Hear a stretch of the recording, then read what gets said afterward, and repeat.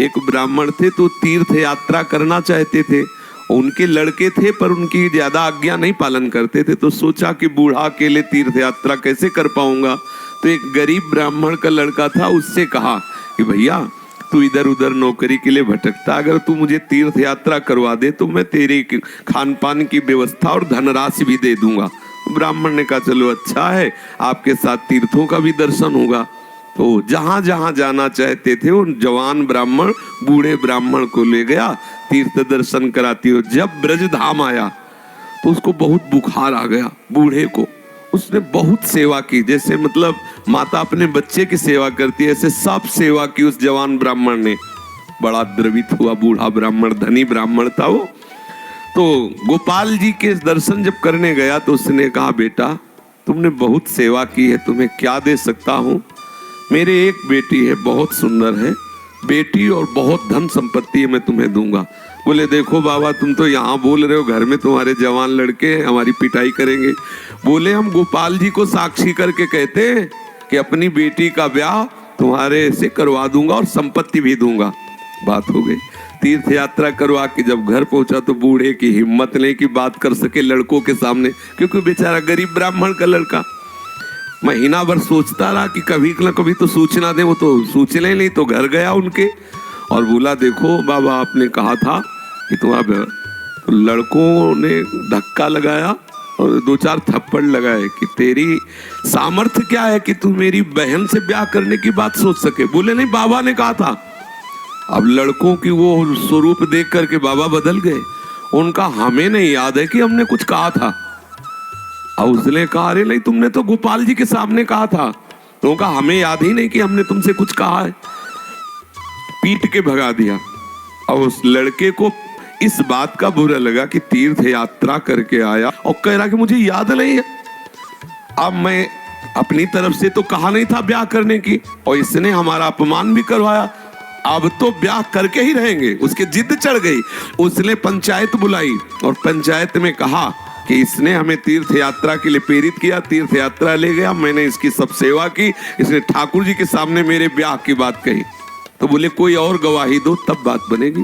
बोले गवाही में तो केवल हम ही और ये बुढ़ा और ठाकुर जी थे। तो बोले अब भाई गवाही तो दो में क्या, तुम जो कह रहे हो कि इन्होंने कहा वो कह रहे नहीं कहा, तो तीसरा चाहिए।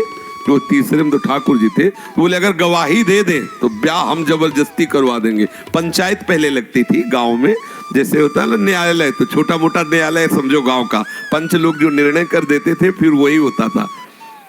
तो बुढ़े से कहा तो बुढ़ा राजी हो गया, क्योंकि उसे पता था गोपाल जी थोड़ी आएंगे।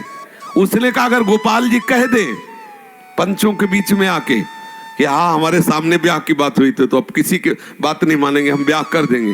लड़के भी राजी हो गए, क्योंकि सबको पता था कि कोई ठाकुर जी मूर्ति थोड़ी चल के आएगी। और उसने मूर्ति नहीं माना था, उसने साक्षात ठाकुर जी माना था। आया वृंदावन और ठाकुर जी का शयन हो गया था। अब वहां से अब वो बहुत परेशान कि अब कल तक हम रुके फिर ठाकुर जी से बात करें, तो ऐसा। अब दरवाजा बंद थे, खटखटाया, क्योंकि उसके लिए मूर्ति थोड़ी है।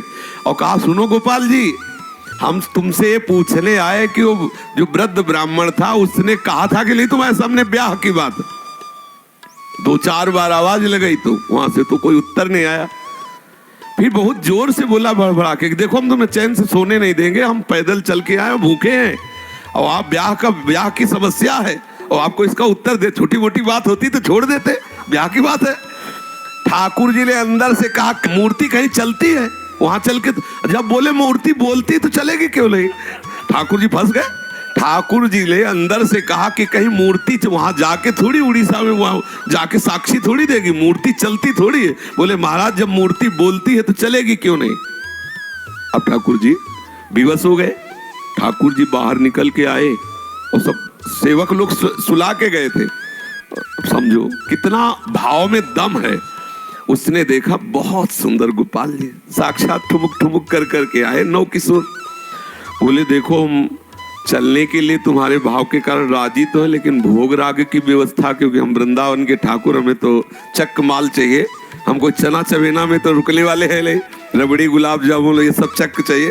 तो बोले देखो कुछ रुपया तो है, अब शादी का चक्कर, इसलिए व्यवस्था तो तुम्हारी बनाएंगे ही हम। तो बोले कैसे चलोगे? बोले चलेंगे तो हम पैदल ही, आगे आगे तुम चलना, पीछे पीछे हम चलेंगे, थोड़ी थोड़ी देर में कुछ भोग लिए रहना, हमको भोग लगा देना। बोले अब हम चले और तुम आ रहे हो कि नहीं आ रहे हो ये मुझे कैसे पता चलेगा?